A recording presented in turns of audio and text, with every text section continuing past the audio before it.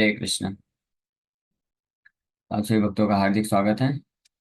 आज के श्री कृष्ण जन्माष्टमी स्पेशल अवसर पे भगवान श्री कृष्ण के दिव्य लीलाओं के गुणों के ऊपर चर्चा जो चल रही है, तो हम लोग चर्चा कर रहे थे 22 नंबर अ, गुण तक चर्चा कर चुके हैं। भगवान इस गुण में हम लोग डिस्कस किए भगवान सेल्फ कंट्रोल्ड, वसी। सो ये भगवान पूर्ण रूप से आत्म संयम, इंद्रियों और मन पे पूर्ण रूप से भगवान का वश होता है। और भगवान को इसीलिए ऋषिकेश बोला जाता है। ऋषिकेश मतलब the master of the senses. न केवल भगवान कृष्ण बल्कि भगवान कृष्ण का आश्रय लेने वाले जो भक्त होते हैं वो they also become master of the senses. वो भी वसी हो जाते हैं, सेल्फ कंट्रोल हो जाते हैं। इसलिए ऐसे भक्तों को गोस्वामी बोला जाता है या स्वामी बोला जाता है। तो गोस्वामी का मतलब होता है, गो मतलब इंद्रियां, स्वामी मतलब मास्टर। जो अपनी इंद्रियों को संयम कर सके उसको गोस्वामी बोलते हैं। तो जब भगवान के चरण कमलों का आश्रय लेने वाले जो भक्त होते हैं, शुद्ध भक्त होते हैं, वो भी पूर्ण रूप से इंद्रियों को संयमित कर लेते हैं। तो ऐसा प्रश्न ही नहीं उठ सकता है कि वो भगवान जो है इंद्रियों का संयम ना कर पाए, सेल्फ कंट्रोल ना हो। शुद्ध भक्तों की बात तो छोड़िए, यहाँ तक कि जो साधारण भक्त होते हैं, जो भक्ति प्रारंभ करते हैं, तो वो भी भक्ति में जो आने के पहले कई बहुत सारे अपने बैड हैबिट्स, गलत आदतों के शिकार रहते हैं।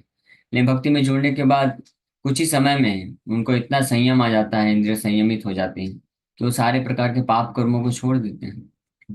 अब देखिए, ये जो इंटॉक्सिकेशन है, अगर किसी को शराब पीने की, स्मोकिंग करने की बुरी आदत लग जाती है तो ये बहुत कठिन है इसको छुड़ा पाना। इतने सारे नशा मुक्ति के केंद्र होते हैं, लोग दवाइयां भी खाते हैं, सब कुछ करते हैं, लेकिन फिर भी बहुत प्रयास करने के बाद भी शराब पीना और ये सब स्मोकिंग करना, नशेला नशे को नहीं छोड़ पाते हैं।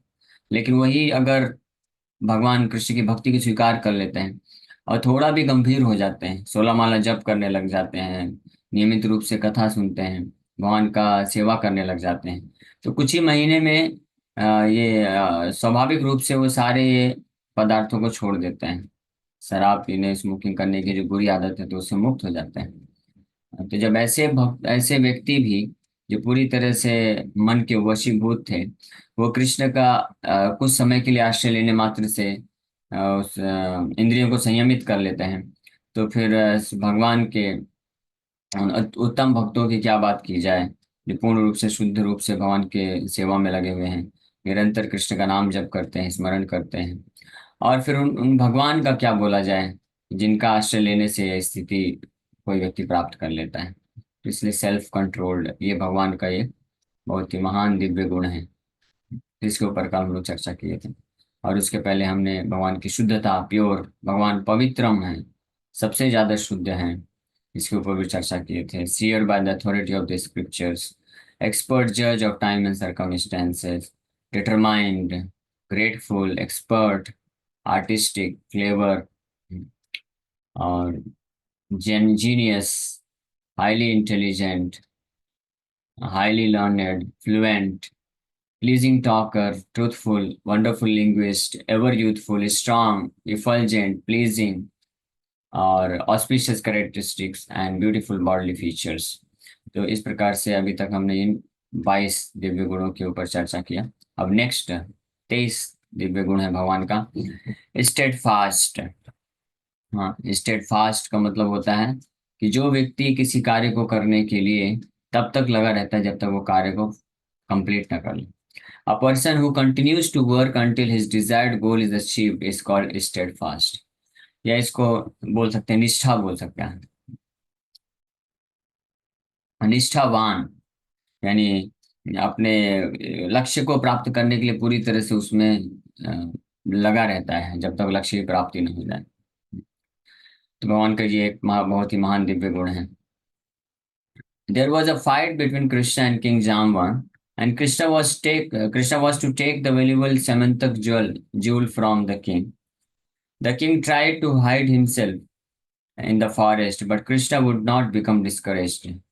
Krishna finally caught the jewel by seeking out the king with great steadfastness.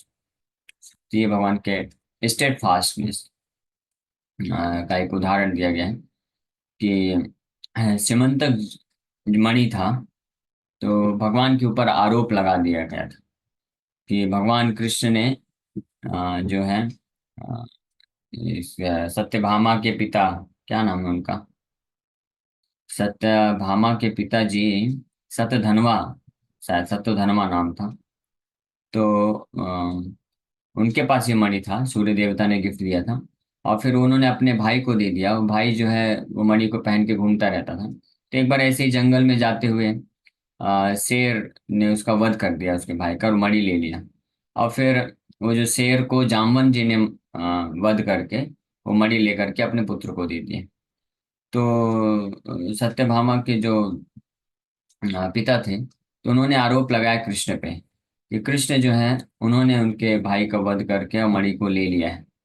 तो कृष्ण इस आरोप से मुक्त होने के लिए जाते हैं जंगल में ढूंढने के लिए मणि को। और ढूंढते ढूंढते उनको पता चल जाता है कि फाइनली ये मणि किसके पास है, जामवन के पास है। जामवन जी से युद्ध होता है, 28 दिनों तक लगातार युद्ध चलता है। 1-to-1 कॉम्बैट, ऐसे युद्ध करते हैं। फिर फाइनली जामवन समझ जाते हैं कि ये कोई और साधारण व्यक्ति नहीं, ये मेरे ही प्रभु रामचंद्र हैं, इस बार कृष्ण के रूप में आए हैं। और वो समर्पण कर देते हैं और मणि भी देते हैं, और साथ ही साथ में अपनी पुत्री का विवाह भी कृष्ण के साथ करा देते हैं, जामवती।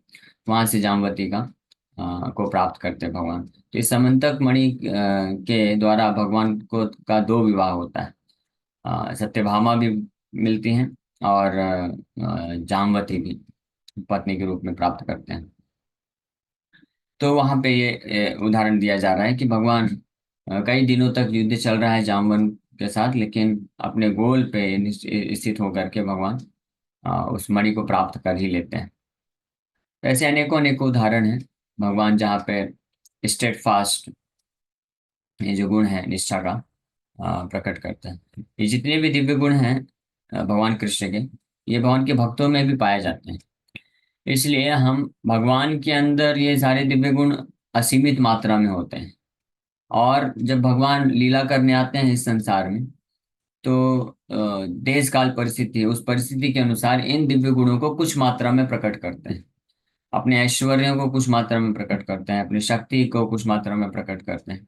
लेकिन ये होती भगवान के पास असीमित मात्रा में। लेकिन जब अवतार लेके आते हैं तो जिस समय जितना रिक्वायरमेंट होता है, जितनी आवश्यकता होती है, उतना ही वो प्रदर्शित करते हैं। लेकिन भक्तों के माध्यम से हम समझ सकते हैं कि भगवान के शुद्ध भक्त के अंदर भी ये सारे गुण होते हैं। तो जब इन गुणों को भक्तों के अंदर देखते हैं तो हम ये विचार लगा सकते हैं कि भगवान के अंदर भी ये सारे दिव्य गुण हैं, और अनगिनत मात्रा में। क्योंकि भक्तों के अंदर वही दिव्य गुण कुछ मात्रा में भगवान की कृपा से प्राप्त हो जाते हैं, स्टेट फास्टनेस। तो ऐसा बताया गया है कि जो भक्त होते हैं वो भी पूर्ण रूप से निष्ठावान होते हैं, स्टेट फास्ट होते हैं। कि जब तक, और एक भाव भक्ति के एक लक्षण बताया गया, आशाबद्धम, कि हमेशा आशा, भगवान के भक्तों को जैसे भाव भक्ति के स्तर पर होते हैं उनको हमेशा आशा रहती है, और वो हमेशा निरंतर कृष्ण का ही सेवा करते हैं, कृष्ण का ही स्मरण करते हैं, आश्रय लेते हैं इस आशा के साथ कि कृष्ण जरूर एक दिन कृपा करेंगे। भले इस जन्म में नहीं तो अगले कुछ जन्मों बाद, कुछ सैकड़ों जन्म, हजारों जन्म, लाखों जन्म के बाद ही क्यों न सही, तो तब तक वो अन्य किसी जगह पे नहीं जाएंगे। ऐसा भक्तों का भाव होता है। माता रुक्मणी ने जब प्रेम पत्र लिखा था कृष्ण को उनको किडनैप करने के लिए, तो माता रुक्मणी उसमें स्पष्ट वर्णन कर देती हैं कि मैं आपकी ही दासी हूँ, और आपको ही, आपकी ही दासी के रूप में अपने आप को बनाना चाहती हूँ। तो ये जितने भी अन्य राजा हैं, शिशुपाल, दंतवक्र और इत्यादि जितने भी अन्य राजा लोग यहाँ पे आए हैं, तो इनका अधिकार नहीं है मेरे ऊपर। तो या तो आप आकर के मुझे लेकर जाइए, और अन्यथा मैं जो है तपस्या करूंगी। और क्योंकि माता रुक्मणी विनम्रता के भाव से विचार कर रही थी कि हो सकता है मैं भी योग्य नहीं हूं, तो कृष्ण क्यों आएंगे मुझे स्वीकार करने के लिए। तो वो इस बात के लिए तैयार हो गई कि मैं योग्यता अर्जन करूंगी, और उस योग्यता को, कृष्ण की दासी बनने की योग्यता को प्राप्त करने के लिए मुझे सैकड़ों जन्म भी लेना पड़ेगा। तो मैं सैकड़ों जन्मों तक केवल आपका भजन करूंगी, आपका सेवा करूंगी, और मैं तैयार हूँ सैकड़ों जन्मों के बाद भी आपका योग्य बन करके आपकी दासी बनने के लिए, लेकिन अन्य किसी की दासी नहीं बनूंगी। ऐसा रुक्मिणी माता उस लेटर में लिखती हैं। और इस बार इस तरह से उनके स्टेड फास्टनेस, ये पूर्ण निष्ठा कृष्ण पे प्रकट होती है। पूरी तरह से निष्ठा के भाव को प्रकट किया गया है। इसलिए भक्तों को चातक जो पक्षी होता है उससे तुलना किया जाता है भागवत में। जो चातक पक्षी होता है उसको कितनी भी प्यास लग जाए, वो कभी जो है नीचे धरती पे पड़े हुए पानी को नहीं पीता है। वो क्या करता है, वो केवल इंतजार करता है, बारिश का इंतजार करता है। और जब भी बादल आ जाते हैं तो मुंह ऊपर खोल के तैयार बैठा रहता है कि बारिश की बूंद आएगी तब पानी पिएगा। कितना भी प्यास हो जाए उसको वो नीचे का पानी नहीं पीता है। इसी प्रकार से भक्त होते हैं कि जीवन में कितना भी दुख आ जाए, भगवान कृपा करे या ना करे, कृपा करते हैं अच्छी बात है, नहीं करते हैं तो भी भक्त लोग जो है अन्य किसी के आश्रय में लेने नहीं जाते हैं, और ना ही भक्ति नहीं छोड़ते हैं। ऐसा नहीं कि 2-4 साल भक्ति किया लेकिन फिर भी भगवान कृपा नहीं कर रहे हैं, तो अब क्या फायदा भक्ति करने से, इससे अच्छा चलो माया का सेवा करते हैं। पहली बात तो आपको बता दें कि भगवान की कृपा का मतलब क्या है। जब भक्त भक्त हम जब बोलते हैं तो भक्त, एक्चुअली भक्त का मतलब तो शुद्ध भक्त होता है, लेकिन एक और कैटेगरी बनाया जा सकता है, या तो शुद्ध भक्त है और या तो शुद्ध भक्ति का भाव है। भले अभी पूर्ण रूप से हृदय शुद्ध नहीं है, लेकिन शुद्ध भक्ति को प्राप्त करने का हृदय में एकमात्र इच्छा है, भाव है, उसको भी भक्त बोलते हैं। तो ऐसे भक्त भगवान की कृपा का इंतजार करते हैं। कौन सी कृपा का? वो भगवान की कृपा इस रूप में नहीं प्राप्त करना चाहते हैं कि भौतिक संसार में बहुत सुख संपत्ति, घर आवे, कष्ट मिटे तन का, ये इच्छा नहीं है। भक्त लोग इसको बल्कि कृपा नहीं, इसको तो तिरस्कार समझते हैं कि ये अगर ये भगवान ने दे दिया मतलब भगवान ने हमको रिजेक्ट कर दिया। हाँ, ये मैं नहीं बोल रहा हूँ, ये ब्रह्मा जी बोलते हैं खुद है नवदीप धाम महात्म्य में। ये वर्णन है कि हाय मोर गौर चंद्रा, वांछी न मोरे, ब्रह्मांड अधिपति करिया, ऐसे करके बहुत सुंदर नवदीप धाम महात्म्य में ब्रह्मा जी इस भाव को प्रकट करते हैं कि हे गौरचंद्र भगवान, आपने मुझे ठग लिया, मुझे आपने धोखा दे दिया, मुझे आपने रिजेक्ट कर दिया। क्यों? आपने मुझे धोखा दिया है, क्या करके? इस ब्रह्मांड का अधिपति बना करके, ब्रह्मा का पद दे करके आपने मुझे ठग लिया है, मुझे धोखा दे दिया है। लेकिन अब आप मुझे धोखे में मत रखिए, अब आपके चरण कमलों का आश्रय दीजिए एकमात्र। और उस कृपा को प्राप्त करने के लिए ब्रह्मा जी जो है अपने ब्रह्मा जी के पद को छोड़ करके नवद्वीप में आकर के कई वर्षों तक जो है गौरांग महाप्रभु के नाम का जप करने लग गए बड़े विनम्रता के भाव से। फिर फाइनली इस भगवान कृष्णचंद्र गौरीचंद्र के रूप में प्रकट हो गए उनके समक्ष, और उनसे वरदान बोले मांगो क्या चाहिए आपको। तो ऑब्वियसली वो ब्रह्मा आदि पद ये सब तो वरदान नहीं मांगेंगे। वो तो ये नहीं बोलने वाले थे कि हे भगवान, आपने मुझे एक ब्रह्मांड का स्वामी बनाया है, मैं चाहता हूँ मेरे 10 ब्रह्मांड होने चाहिए। जैसे कोई एक व्यक्ति होता है, एक फैक्ट्री का मालिक होता है, तो भगवान का पूजा करेगा, पाठ करेगा, धर्म का कार्य करेगा, और भगवान से बोलेगा कि भगवान मुझे मेरा और विस्तार हो जाए, मेरे एक फैक्ट्री है अभी 5 फैक्ट्री हो जाए, 10 फैक्ट्री हो जाए। लेकिन ब्रह्मा जी ऐसा नहीं बोले कि मेरा ऐसे 10 ब्रह्मांड का मुझे स्वामी बना दीजिए, या मुझे और दूसरे बड़े ब्रह्मांड का मालिक बनाइए। इस ब्रह्मांड के जो ब्रह्मा जी हैं उनके 4 सिर हैं, और ये सबसे छोटा ब्रह्मांड है। ऐसे ऐसे ब्रह्मांड है जो इस ब्रह्मांड से हजारों लाखों गुना बड़े ब्रह्मांड है, और उन ब्रह्मा जी के सिर भी हजारों लाखों लाखों गुना सिर है। तो ब्रह्मा जी इस प्रकार का कोई प्रार्थना नहीं की। ब्रह्मा जी क्या प्रार्थना करते हैं कि मुझे तुच्छ जन्म दीजिए, ताकि मैं दैन्य भाव, आपके चरण कमलों के प्रति मैंने अपराध किया था ब्रह्मा बुद्धि होने के कारण, तो मेरे हृदय में विनम्रता का भाव उत्पन्न हो जाए, और विनम्रता के भाव में मैं सदैव शुद्ध रूप में आपके चरण कमलों का आश्रय और सेवा करता रहूं। ये याचना किए थे ब्रह्मा जी। तो इसलिए भगवान गौरांग महाप्रभु बोले तथास्तु, कि अब मैं जब गौरांग महाप्रभु के रूप में आऊंगा, नवद्वीप में लीला करूंगा, तो आपको यवन परिवार में जन्म मिलेगा, मुस्लिम परिवार में, और आप बड़े ही दीन भाव से 3 लाख नाम जप करेंगे प्रतिदिन, और आपको नामाचार्य की उपाधि मिलेगी। तो ब्रह्मा जी इस प्रकार से प्रार्थना करते हैं। तो ये भक्त जो होते हैं, भक्तों का ये भाव होता है, ये कृपा चाहते हैं वो। और इस कृपा को प्राप्त करने के लिए भक्त जो है तैयार रहते हैं, हाँ, स्टेड फास्ट रूप से लगे रहते हैं निष्ठा के तरीके से। कि वो प्रयास करते हैं नाम जप करने का, भगवान का सेवा करने का, स्मरण करने का, कथा सुनने का, भगवान के प्रति प्रेम विकसित हो, भगवान का और जो है उनके चरण कमलों में आश्रय विकसित हो। भौतिक संसार से जो आसक्ति बनी हुई है, ए नॉट ऑफ मटेरियल अटैचमेंट्स, भौतिक आसक्ति की कई ग्रंथियां हृदय में बनी हुई, जो बड़ी बड़ी ग्रंथियां होती हैं वो तो खुल जाती हैं थोड़ा भक्ति करने से। लेकिन कुछ नॉट्स, ग्रंथियां ऐसी होती हैं हृदय में, इतने तीव्रता से बनी रहती हैं, जिसको खोल पाना या काट पाना इतना आसान नहीं होता है। रस्सी की जो गांठ होती है उसको तो फटाक से काट सकता है कोई, लेकिन कुछ लोहे की जंजीरों से बनी हुई गांठ होती है, तो वो टूटने में टाइम लगता है। तो लेकिन भक्त लोग जो होते हैं, इस प्रकार के जो भक्त के हृदय में भाव होता है, तो वो कभी हमेशा धैर्य रखते हैं और लगे रहते हैं भगवान का नाम जप करने में, स्मरण करने में, और इंतजार करते हैं कि कब भगवान कृपा करेंगे। यही भाव को श्री चैतन्य महाप्रभु प्रकट किए। अयि नंद तनुज किंकरम पतितां मां विस्मय भवाम्बुधौ, कृपया तव पाद पंकज स्थित धूलि सदृशं विचिन्तया, नयनं गलदश्रुधारया वदनं गदगद हृदया गिरा, पुलकैर्निशितं वपु कदा तव नाम ग्रहणे भविष्यति। कि इस प्रकार से आशा करते हैं, चैतन्य महाप्रभु प्रार्थना कर रहे हैं कि हे नंद नंदन कृष्ण, मैं आपका ही दास हूँ, नित्य सनातन दास हूँ, बट सम और अधर किसी कारणवश मैं इस भौतिक जगत में, मेरा पतन हो गया है और इस भौतिक जगत में मैं फंस चुका हूँ। इसलिए कृपा की याचना करते हैं कि आप वापस से मुझे आश्रय दीजिए, आपके चरण कमलों में एक डस्ट पार्टिकल बना लीजिए। हाँ, और फिर इस ये आशा के साथ निरंतर भक्ति करते रहते हैं, साधना करते हैं कि कब वो दिन आएगा जब आपके नाम का स्मरण जप करते वक्त प्रेम के भाव में आकर के अश्रुधारा बहेगी, रोमांच कंपा शुतरंग होगा, आपके प्रति भाव उत्पन्न होगा।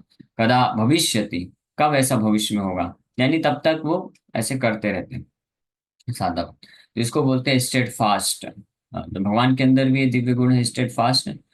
और भगवान के अंदर तो ये असीमित मात्रा में है, भक्त के अंदर भी ये पाया जाता है, लेकिन भगवान के अंदर ये बहुत ही असीमित मात्रा में है। इसका हम लोग एक उदाहरण और लेंगे।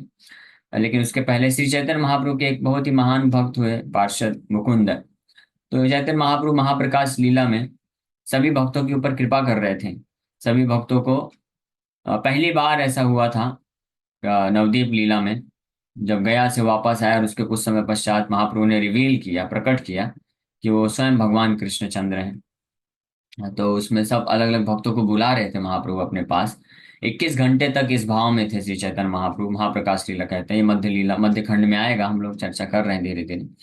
तो एक एक भक्तों को बुलाकर श्री चैतन्य महाप्रभु उनके ऊपर क्या कृपा किए थे भूतकाल में, वो बताते हैं। और फिर साथ में उनको वरदान मांगने को बोलते हैं और उनको वो वरदान देते हैं। तो केवल मुकुंद के ऊपर वो कृपा नहीं कर रहे थे। तो किसी भक्त ने बोला मुकुंद के ऊपर आप कृपा नहीं कर रहे हैं, तो महाप्रभु बोले मुकुंद जो है गंगा गए गंगादास, यमुना गए यमुनादास की तरह है। मायावादियों के पास जाते हैं तो उनका फिलॉसफी बोलते हैं, और वैष्णव के पास रहते हैं तो वैष्णव का फिलॉसफी बोलते हैं। इसलिए मैं उससे उसके ऊपर कृपा नहीं करूंगा।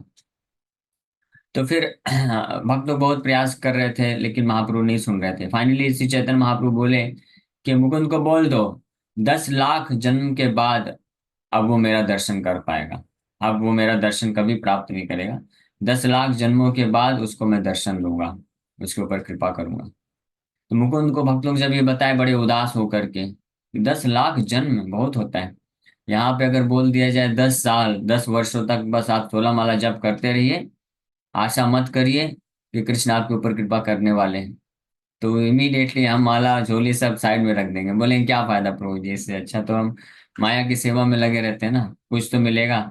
माया ठीक है, माया तो दुख देती है, लेकिन कम से कम दे तो देती है, जल्दी तो दे देती है। हाँ, कुछ सुख का कोटिंग लगा करके, हाँ, भौतिक आवरण लगा करके दुखी देती है, लेकिन कम से कम कुछ तो टेम्परेरी हैप्पीनेस मिल जाता है। लेकिन भगवान कृष्ण तो देखिए क्या है, बोलते हैं, आप बोल रहे हैं 10 वर्षों तक बस आप करते ही रहो, आशा मत करो कि कृष्ण कृपा करेंगे। तो आज की स्थिति ऐसी हो गई है। जैसे पहले दीक्षा के लिए शिला भक्ति सिद्धांत सरस्वती ठाकुर को 17 बार गौर किशोर दास बाबा जी महाराज रिजेक्ट किए। रिजेक्ट मतलब उनको बोले कि मैं दीक्षा देने के योग्य नहीं हूँ, तो आप मेरे से दीक्षा मत लो, आप किसी और से लो। नहीं, 17 बार, तब तक बार बार वो आते थे और रिक्वेस्ट करते थे। ऐसे रामानुजाचार्य को भी शैल्यपूर्ण कई बार 15-17 बार रिजेक्ट कर दिए कि मैं दीक्षा नहीं दूंगा, लेकिन वो फिर भी लगे रहे उनसे दीक्षा प्राप्त करने के लिए। आज के समय में अगर ऐसा हो तो भक्तों को वेट करने को बोलो तो सब भक्ति उक्ति छोड़ने को तैयार हो जाते हैं, ऐसी स्थिति हो जाती है। लेकिन यहाँ पे मुकुंद के उदाहरण से देखते हैं, मुकुंद को बोले 10 लाख बार, 10 लाख जन्मों के बाद श्री चैतन्य महाप्रभु अब आपको वापस दर्शन देंगे। भक्त लोग जब बताए उदास होकर के, तो मुकुंद जोर जोर से नृत्य करने लग गए, कीर्तन करने लग गए और बड़े खुश हो गए कि मैं दर्शन प्राप्त करूंगा, मैं दर्शन प्राप्त करूंगा, भगवान कृपा करेंगे, बस 10 लाख जन्मों के बाद भगवान की कृपा को मैं प्राप्त कर लूंगा। ये खुश हो गए, इतना आनंद में हो गए। हाँ, तो भक्त लोग पूछे, अरे आप इतने आनंद में कैसे हो गए, इतने 10 लाख जन्म? बोले क्या फर्क पड़ता है, मैं तो इस भौतिक जगत में 10 लाख क्या, करोड़ों अरबों खरबों खरबों जन्म से भटक रहा हूँ, और जो है ऐसे ही और अरबों खरबों करोड़ों जन्मों से भटकता रहूंगा। लेकिन श्री चैतन्य महाप्रभु ने अगर बोला है कि 10 लाख जन्म के बाद वो मेरा उद्धार करेंगे, तो यानी वो परफेक्ट है, वो तो निश्चित रूप में करेंगे, तो बस यानी 10 लाख जन्म के बाद मेरा हो गया, हिसाब किताब बराबर हो जाएगा। तो इस भाव से वो नृत्य करने लगे। जब भक्त लोग, जब श्री चैतन्य महाप्रभु वहीं पास में ही थे, एक अ, ये घर के अंदर, और ये घर के बाहर मुकुंद खड़े थे दरवाजे के पास। तो चैतन्य महाप्रभु ने देखा कि मुकुंद इस प्रकार से बड़े आनंदित हो गए हैं, तो श्री चैतन्य महाप्रभु इमीडिएटली भक्तों को बोले, बुला लो, उसका 10 लाख जन्म कंप्लीट है। 10 लाख जन्मों को भगवान ने क्या कर दिया, कॉन्ट्रैक्ट कर दिया। हाँ, और बस 1 सेकंड में खत्म कर दिया साढ़े 10 लाख जन्म, और बुला लिए।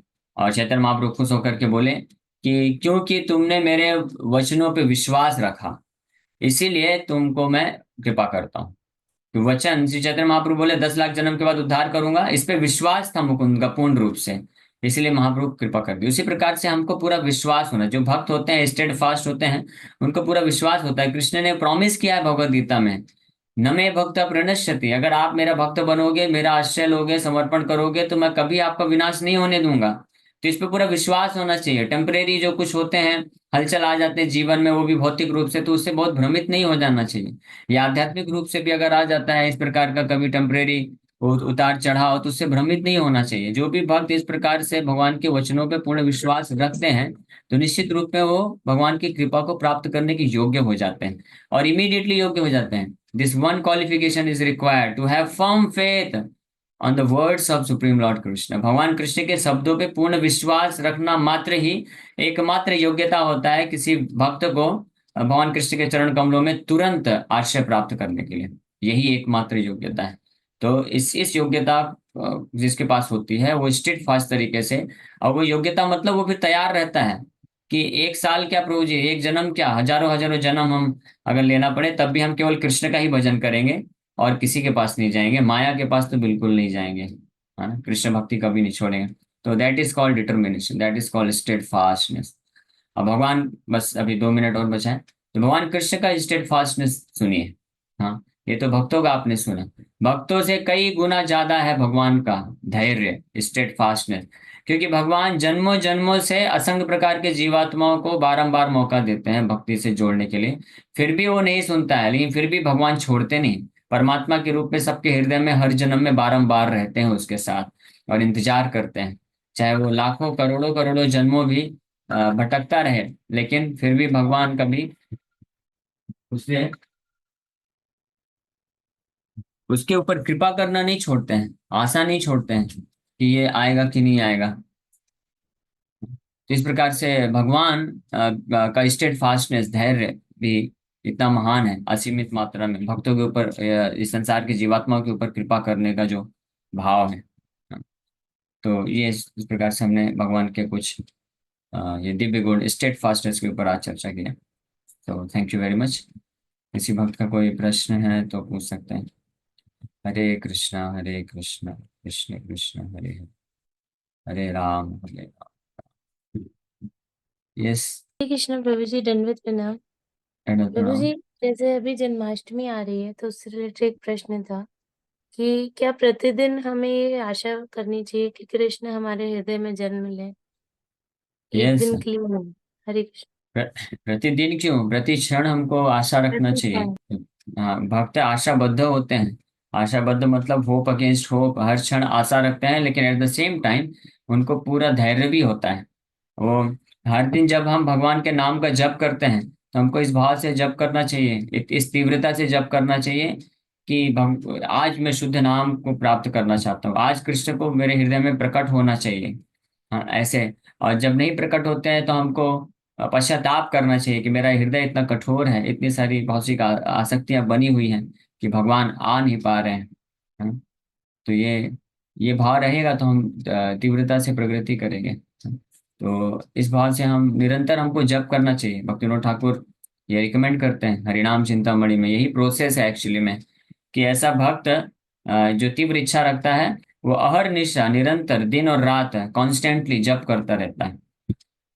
और इस आशा के साथ कि कृष्ण प्रकट होंगे, हृदय में प्रकट होंगे कृष्ण को प्रकट करने के लिए। हम जो नाम जप करते हैं अभी वो वास्तव में नामाभास है, रिफ्लेक्शन है, प्योर नेम नहीं है। जब शुद्ध नाम प्रकट होगा आपको ऑटोमेटिकली पता चल जाएगा कि शुद्ध नाम क्या है। शुद्ध नाम मतलब स्वयं कृष्ण प्रकट हो चुके हैं हृदय में, अब वो वाणी पे आ रहे हैं। तो भक्त जो होते हैं हरिनाम प्रभु को समर्पित जो भक्त होते हैं या समर्पण करना चाहते हैं, वो इस आशा से निरंतर नाम जप करते हैं कि भगवान कृष्ण को प्रकट करना है हृदय में। फिर ऐसे भक्त के लिए फिर ये 64 माला, 100 माला, 150 माला, ये क्या है? या ऐसे भक्त को कभी ऐसा अहंकार हो ही नहीं सकता, मैं देखो मैं डेली 64 माला जप करता हूँ, 100 माला जप करता हूँ। कोई फर्क नहीं पड़ेगा कितना भी करते हैं, लेकिन पर्पस क्या है? भगवान कृष्ण प्रकट होने चाहिए हृदय में। भगवान कृष्ण आ नहीं रहे, प्रकट नहीं हो रहे, इसका मतलब मेरा हृदय कितना कठोर है। तो मुझे और तीव्रता से और अच्छे से नाम जप ध्यान पूर्वक, तो वो भक्त और ध्यान पूर्वक नाम जप करेगा और तीव्रता से आश्रय लेगा। तो ये हम प्रयास करते हैं। और साथ ही साथ में धैर्य रखना चाहिए कि अगर कई वर्ष या कई जन्म भी लगते हैं तो लगे रहना चाहिए। ओके। यस अंकिता माता जी। हरे कृष्ण। मुझे एक प्रश्न होता है, जैसे हम लोग बाहरी रूप से अपने आप को स्वच्छ कर लेते हैं, लेकिन अंदर से हमारे मन में कई सारे विकार हैं, द्वेष है। कभी ये जो गांठ आपने कही कि हमारे हृदय में मतलब जंजीर वैसी मोटी सी है, तो ऐसी क्या प्रार्थना करनी चाहिए कि भगवान से कि वो चीजें टूटे? वो दरवाजा इतना स्ट्रांग बना के रखा है कि भगवान के अंदर आने की जगह ही नहीं बचती है, इतनी सारे विकार डाल सही बात है। इसीलिए हमको पहले तो पता होना चाहिए कि ये भक्त, अगर किसी भक्त को ये पता भी चल जाए कि हम कितना हमारे हृदय में भौतिक जगत के प्रति ग्रंथियां बनी भरी पड़ी हैं, तो ये पता होने से फिर वो रोएगा ना कृष्ण के लिए, फिर उसको प्रार्थना करेगा, तब तो नाम जप करेगा ना। वो फिर कैसे मजा, हंसी मजाक में कैसे जीवन व्यतीत कर सकता है? कैसे वो बस संतुष्ट रह सकता है? 2-4 माला जप कर लिया, 16 माला, 20 माला जप कर लिया, वो तो अपॉर्चुनिटी ढूंढेगा कितना ज्यादा से ज्यादा मैं भगवान का सेवा कर सकूं, नाम जप कर सकूं। और प्रार्थना में भाव से कि कब ये महाप्रभु इस भाव को प्रकट किए हैं। कदा, जो शब्द सूची, कदा भविष्यति, कब ऐसा भविष्य में वो दिन आएगा जब ये सारे हृदय की ग्रंथियां नष्ट हो जाएंगे और कृष्ण जो है मेरे हृदय में प्रकट हो पाएंगे। तो ये भाव है, इसलिए चैतन्य शिक्षा अष्टकम बहुत महत्वपूर्ण है, सब भक्तों को याद तो होना ही चाहिए। लेकिन उसके भावार्थ को के ऊपर मेडिटेट करके नाम जप करते वक्त हमको श्री चैतन्य महाप्रभु ने हमको बहुत सुंदर तरीके से समझाया है, भाव प्रकट किया, क्या भाव में हमको कृष्ण का आश्रय लेना है। चैतन्य शिक्षा अष्टकम बहुत महत्वपूर्ण है, इनके श्लोकों पे मेडिटेट करना चाहिए, नाम जप करना चाहिए। हाँ, तो ये बहुत अच्छा रहेगा। ओके। हरे कृष्णा।